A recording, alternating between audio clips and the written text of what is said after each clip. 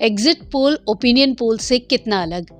दोस्तों, जब भी देश में लोकसभा चुनाव होने वाले होते हैं तो उन चुनावों की तारीखों के ऐलान से लेकर उनके रिजल्ट आने तक टीवी और न्यूज चैनल्स पर इसी तरह की खबरें आप और हम देखते हैं। इसी बीच आपने कई बार एग्जिट पोल और ओपिनियन पोल जैसे शब्द जरूर सुने होंगे, पर आखिर चुनावी घमासान के बीच सुर्खियां बटोरने वाले एग्जिट पोल और ओपिनियन पोल का मतलब क्या होता है और क्या ये दोनों एक दूसरे से अलग होते हैं, और अगर हाँ तो इनमें क्या फर्क होता है। तो यूं तो एग्जिट पोल और ओपिनियन पोल दोनों ही चुनावों से रिलेटेड हैं और इस दौरान टीवी और न्यूज चैनल्स आदि इनके जरिए चुनावों से जुड़े रुझान लोगों के सामने रखते हैं, लेकिन दोनों में गहरा फर्क है। दरअसल एग्जिट पोल और ओपिनियन पोल दोनों ही एक तरह के चुनावी सर्वे होते हैं, लेकिन दोनों में एक बड़ा अंतर है इनकी कवरेज और समय का, मतलब इसमें किस किस को और कब कवर किया जाता है। तो पहले बात ओपिनियन पोल की।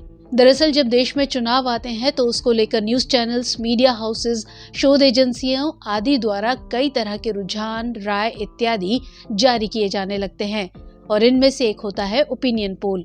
ओपिनियन पोल चुनावों से पहले किए जाते हैं। इसके जरिए सर्वे करने वाली एजेंसियां वोटिंग से पहले लोगों के मूड को परखने की कोशिश करती हैं। ये सर्वेक्षण चुनाव से काफी पहले किए जाते हैं ताकि जनता के मतदान के मूड का पता लगाया जा सके। इसमें सभी लोगों को शामिल किया जाता है, जबकि दूसरी तरफ एग्जिट पोल में ऐसा नहीं होता है। इसमें मतदाता होने की अनिवार्य शर्त नहीं होती है।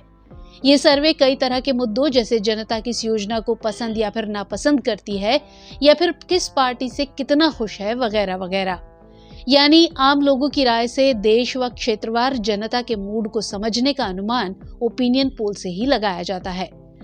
चलिए अब बात करते हैं एग्जिट पोल की कि वो ओपिनियन पोल से किस तरह अलग है। तो बात अब एग्जिट पोल की करें तो जहां ओपिनियन पोल को चुनावों से पहले जारी किया जाता है, वहीं इस चुनावी सर्वे को मतदान के दिन किया जाता है और केवल मतदाताओं को ही इसमें शामिल किया जाता है। दरअसल जब वोटिंग वाले दिन तमाम न्यूज चैनल्स और एग्जिट पोल करने वाली एजेंसियां पोलिंग बूथ्स पर मौजूद होती हैं, तो वो मतदान करके बाहर आने वाले मतदाताओं से चुनाव से जुड़े कुछ सवाल पूछकर उनके पक्ष को जानने की कोशिश करती हैं, जिससे ये अंदाजा लगाया जा सके कि उन्होंने किस पार्टी या प्रत्याशी को वोट दिया है। वोटर्स के जवाब के आधार पर एक रिपोर्ट तैयार की जाती है, जिसका विश्लेषण करके ये अनुमान लगाया जाता है कि चुनावी नतीजे क्या हो सकते हैं और देश में कहां किस दल की सरकार बन सकती है।